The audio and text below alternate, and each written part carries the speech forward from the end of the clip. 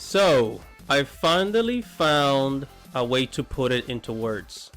The big reasons why Hollywood doesn't get anime. Here it is, guys. I've been finding out ways to put it into words, and I made a video about it before, but now I finally got it. So let's go.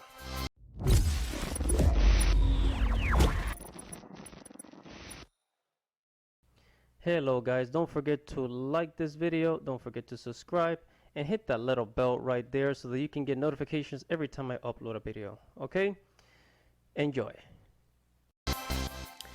Hey, what is up guys? This is your boy Andy Matrix. Welcome to Andy Arts TV, where I talk about anime, movies, video games, geek culture, and Japanese culture. And we're going to talk about culture in this video because it has to do with why Hollywood doesn't get anime. Okay, plain and simple. So I found this blog. It's called LMR Online, and it's not a news website, but it is a blog. And the reason why I need to read this to you is because it goes deeper. It really breaks down as to why Hollywood just keeps failing with anime, with the live action movies. So here we go. It says, even though we've had a couple of modest success like Pokemon Detective Pikachu and Alita Battle Angel, Hollywood still doesn't really crack the anime and manga code. Not quite yet. But why is that exactly? Jeff Gomez, founding CEO of Starlight Runner Entertainment, seems to think the problems are rooted in the core differences in the cultures of the narratives. Perfect! Cultures of the narrative. I couldn't have explained it better. Japanese shows didn't talk you down, he told Japan Times. And that's exactly what a lot of American movies are doing nowadays. Even American cartoons. They talk you down, right? They attack the fans. It says Japanese shows didn't talk down to you. It said they were serious in tone and treated me seriously intellectually. Okay, intellectually. I was an avid reader, so I read all the show's credits. As a kid, I knew the names Osamu Tezuka, and Go Nagai. They were called celebrated creators in the English language write-ups. That was very different from the US model, where most of the writers were just hired hands. Very different, right?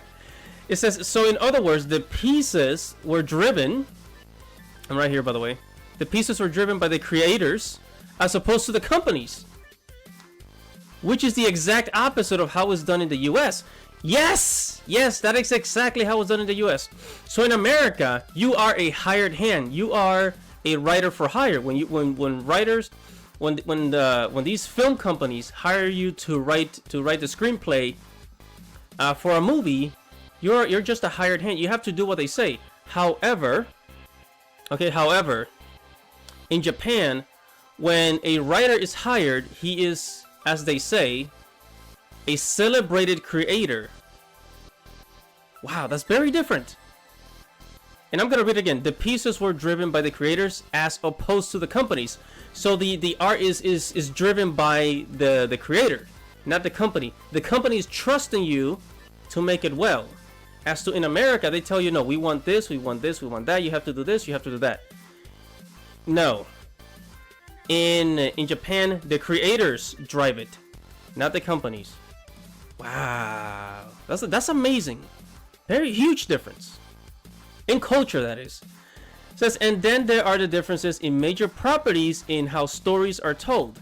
Okay, in American comics, stories are often rebooted, retold, and subverted. In Japan, they just end or go on.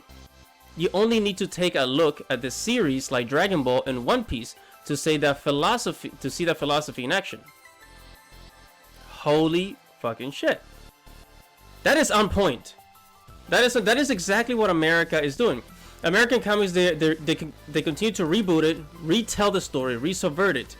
And in Japan, they simply they tell the story and it goes on, instead of rebooting it. Wow. So the Japanese story model didn't need to keep reminding me of the premises of the series or constantly summarize what happened beforehand. and it didn't repeat itself or reset itself in terms of a formal. That way Spider-Man or Superman so often did. Japanese stories were serial in nature and they left me starved to learn more. This was all very different from your standard American cartoons and monster movies at the time. Wow. Jesus. Wow. What an awakening. It says Japan does yearning better than anyone else in the world, Gomez says. You can see it in Dragon Ball Z. In America, it's still about being cool. Furtive glances in Japan, it's operative. And that's exactly true. In America, it's all about being cool. You know, they take something from Japan, they bring it to America, and then they just, instead of letting it be what it is, they just try to make it cool. You know, at least when Disney brought Studio Ghibli to America, they allowed it to be what it was. They didn't try to change too much. As to in America, they just want the image. You know, they just want the image of it being cool. I said those differences in what each culture likes about the same property, I think, illustrates the key difficulty in adapting anything from a foreign country. Wow. And I'm going to read a little bit up here. It says, furthermore, the content in Japan is by nature more niche. Okay, it appeals to a specific subset of genre fans, but when bringing it over to the US, there's a desire to make it appeal to a wider audience. Yes! Yeah, see, in Japan, everything is niche. That's why, you know, there's shonen, shoujo, seinen, you know, they have all these categories for a certain group of people, right? But in America, they want to make everything family friendly. Like, you know what? Dragon Ball should have been like 16 and older or 18 and older. That way, Nickelodeon wouldn't freaking censor the shit out of it. Right? It should have, is niche. This is the very difference between the two cultures.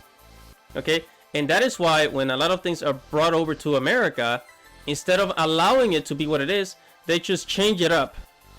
And change it up. To either make it look cool and to make it appeal to a wider audience. Okay? That's the problem in America. And the Japanese way is obviously the better way because it sells more. I mean, we're importing so much anime.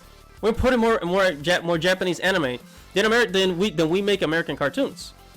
So why not follow the examples of Japanese manga so that us too can have success, right? And that is all I'm gonna read for this in this article. I thought it was a really interesting read. I wanted to share you guys as to, you know, the differences as to why Hollywood just doesn't get anime. You know, they just don't get it, and it's a cultural thing. Alright guys, that is it for this video. Thank you for watching. Make sure you like this video. Make sure you leave a comment below and tell me what you think. I want to hear your thoughts. And make sure you subscribe to the channel and hit the bell icon and subscribe for more content, more news, more videos.